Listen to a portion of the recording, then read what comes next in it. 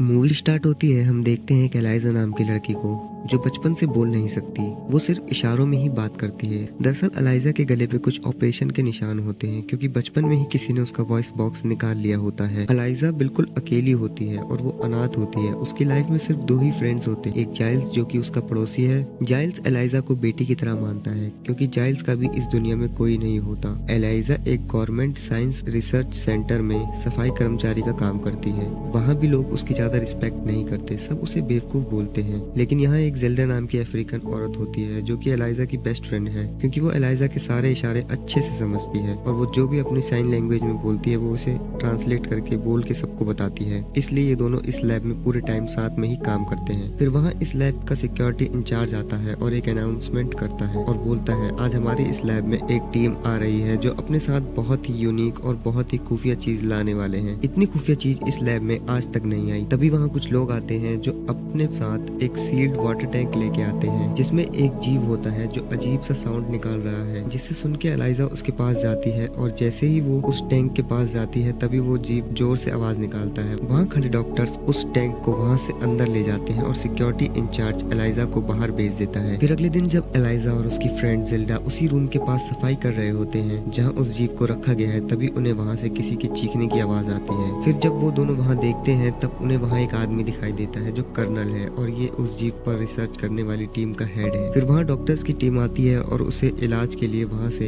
ले जाते हैं। फिर वो इंचार्ज एलाइजा को और उसकी फ्रेंड को वहाँ सफाई करने के लिए बुलाता है और जब एलाइजा वहाँ आती है उसे वहाँ खून और कर्नल की दो कटी हुई उंगलियां मिलती हैं। उसकी फ्रेंड वहाँ से डर के किसी को बुलाने चली जाती है और एलाइजा जब पीछे देखती है तो उसे वहाँ एक वाटर टैंक दिखाई देता है जिसमें उसे वो जीव भी दिखता है जिसके पास इंसानों की तरह हाथ पैर होते हैं लेकिन उसकी बॉडी की बनावट मछली की बॉडी की तरह होती है। फिर वहाँ उसकी फ्रेंड किसी को लेके आ जाती है और वो जीव उस टैंक में पीछे की साइड भाग जाता है। एलाइजा ने अब उस जीव को देख लिया था। अब वो नेक्स्ट डे वहाँ आती है जहाँ उसे एक पूल जैसे टैंक में लोहे की मोटी चेन से बांध कर रखा हुआ था। एलाइजा उसके लिए अंडा लाती है और जब वो उस अंडे पे चम्मच से मार के थोड़ी सी आवाज निकालती है तब वो जीव अपना सर बाहर निकाल के एलाइजा को देखता है। फिर एलाइजा उस अंडे को छील कर उस जीव को अपने हाथ से अंडा देने की कोशिश करती है लेकिन वो जीव उसके हाथ से अंडा नहीं लेता क्योंकि वो डर रहा होता है। फिर जैसे ही एलाइजा उस अंडे को वहाँ उस टैंक की दीवार पे रख के थोड़ा सा पीछे हटती है तभी वो जीव झट से अंडा उठाकर टैंक में पानी के अंदर चले जाता है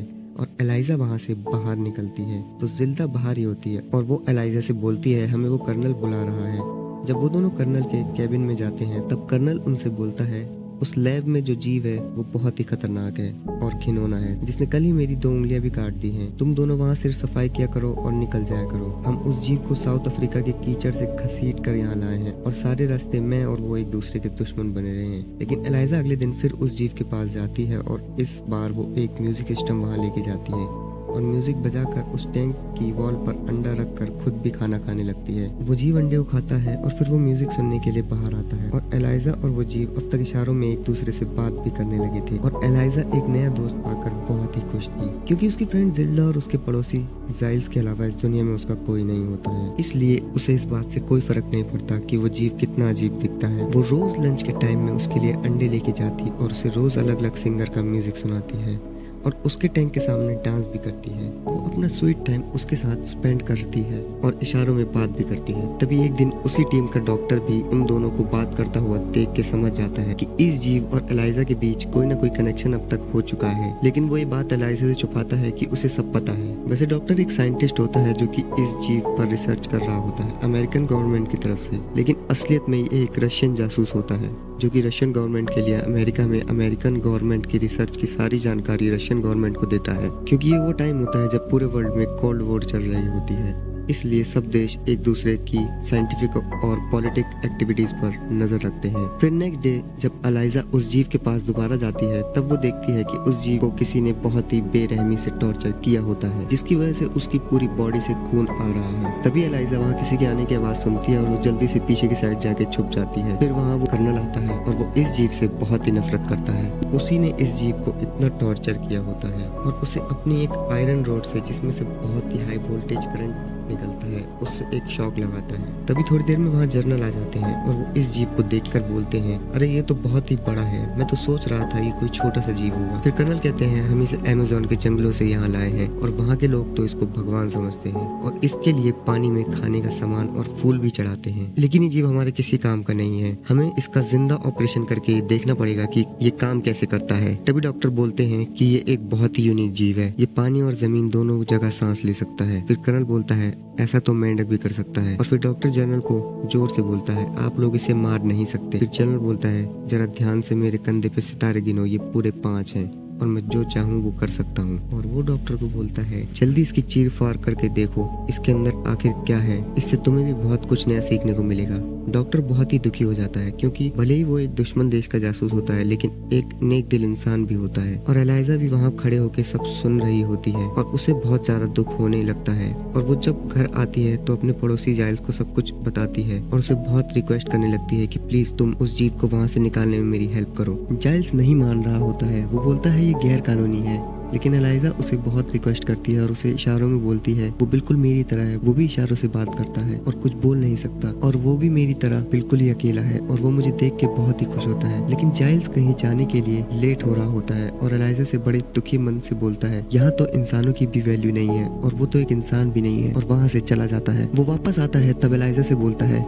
मेरा भी इस दुनिया में तुम्हारे अलावा और कोई नहीं है और मैं तुम्हारा साथ दूंगा। एलाइजा ये सुन के बहुत ही खुश होती है और जाइल्स को गले लगा लेती है। फिर ये दोनों मिलकर उस जीव को वहाँ से निकालने का प्लान बनाते हैं। और फिर जब एलाइजा लैब में जाती है तो सबसे पहले वो जिस जगह से उस जीव को ले जाने वाली है वो वहाँ के सिक्योरिटी कैमरास को ऊपर कर देती है। फिर वो गंदे कपड़े ले जाने वाली ट्रॉली में बहुत सारे टॉवल्स को भिगा कर रखती है और उस जीव के पास जाती है और देखती है उसकी हालत बहुत खराब है और उसे मोटी चैन से बांधा हुआ है जिन्हें तोड़ना बहुत ही मुश्किल है। फिर वहाँ वो डॉक्टर यानी वो रशियन जासूस भी आ जाता है और एलाइजा को चाबी देते हुए बोलता है, तुम बहुत ही शातिर हो, किसके लिए काम करती हो? और वो बोलता है, तुम्हारे पास सिर्फ 5 मिनट है, क्योंकि वो डॉक्टर भी चाहता है कि उस जीव को ना मारा जाए, इसलिए वो एलाइजा की मदद करता है। फिर एलाइजा उसे ट्रॉली में रख के टनल से बाहर ले जाती है, जहाँ जिल्डा उसे देख के समझ जाती है कि इसमें वो उस जीव को ले जा रही है और उसे रोकने की बहुत कोशिश करती है। लेकिन एलाइजा के थोड़ा जिद करने पे वो उसका साथ देने लगती है क्योंकि उसे पता है वैसे भी ये लोग उस जीव को मारने वाले हैं। फिर हमें देखने को मिलता है कि जाइल्स एक लॉन्ड्री वैन लेके अंदर आ ही रहा होता है, तभी वहाँ खड़ा गार्ड जब उसके कार्ड को सही से देखता है तो उसे पता चलता है कि कार्ड नकली है और वो जाइल्स को गन पॉइंट पर लेके गाड़ी से बाहर आने के लिए बोलता है। लेकिन पीछे से वो डॉक्टर आके जल्दी से उस गार्ड को बेहोश कर देता है। फिर जाइल्स उस जीव को अपनी गाड़ी में बैठा के वहाँ से निकाल ही रहा होता है, तभी वहाँ कर्नल अपने कुछ गार्ड्स के साथ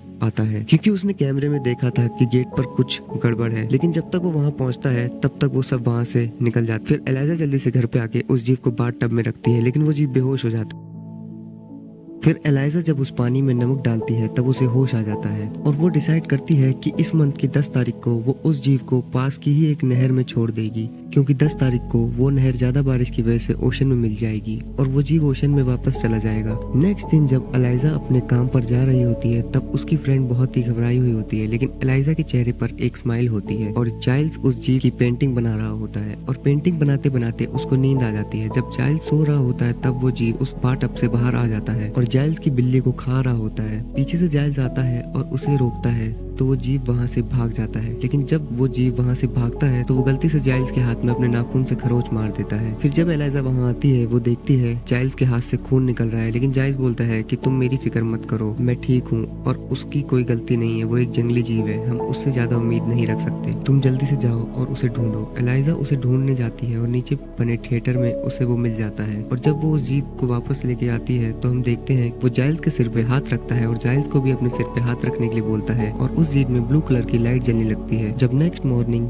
जाइल्स उठ के अपनी चोट देखता है तो वो बिल्कुल गायब हो चुकी होती है और उसके सिर पर नए बाल उगने लगते हैं, जिसे देख के जाइल्स बहुत खुश हो जाता है। फिर हम देखते हैं कि एलाइजा और वो जीव काफी क्लोज आ चुके हैं, ये दोनों एक दूसरे से प्यार करने लगे हैं और ये दोनों इंटीमेट भी होते हैं। फिर नेक्स्ट डे वहाँ उस लैब में जनरल आते हैं और वो कर्नल से बोलते हैं, अगर तुमने उस जीव को 36 घंटे में नहीं ढूंढा तो मैं तुम्हें इस दुनिया से गायब कर दूंगा। जो सुन के कर्नल थोड़ा डरता है, फिर वो बोलता है मैं उस जीव को जरूर ढूंढ निकालूंगा। कर्नल कर्नल को डॉक्टर पर शक होता है क्योंकि वो डॉक्टर ऐसा नहीं चाहता था कि उस जीव को मारा जाए। फिर कर्नल डॉक्टर के घर के बाहर जासूसी करने लगता है। तभी वो एक दिन देखता है कि वो डॉक्टर किसी से मिलने गया है। जहाँ वो उन लोगों से बात कर ही रहा होता है कि वो दोनों डॉक्टर पर फायरिंग शुरू कर देते हैं, लेकिन वहाँ कर्नल आता है और उन दोनों आदमियों को गोली मार देता है जो डॉक्टर पर गोलियां चला रहे थे। फिर वो कर्नल समझ जाता है कि ये डॉक्टर एक जासूस है क्योंकि डॉक्टर रशियन में कुछ बोलता है और वो कर्नल उसे टॉर्चर करके बोलता है कि बताओ तुम्हारी टीम में और कौन कौन है जो उस जीव को यहाँ से ले गए हैं। तभी डॉक्टर मर जाता है और मरने से पहले वो सिर्फ इतना बोल पाता है कि वो एक सफाई कर्मचारी है। फिर कर्नल सीधा एलाइजा की फ्रेंड जिल्डा के घर जाता है और वहाँ जाकर उसे धमकाता है, लेकिन जिल्डा बोलती है मुझे कुछ नहीं पता। लेकिन जिल्डा का हस्बैंड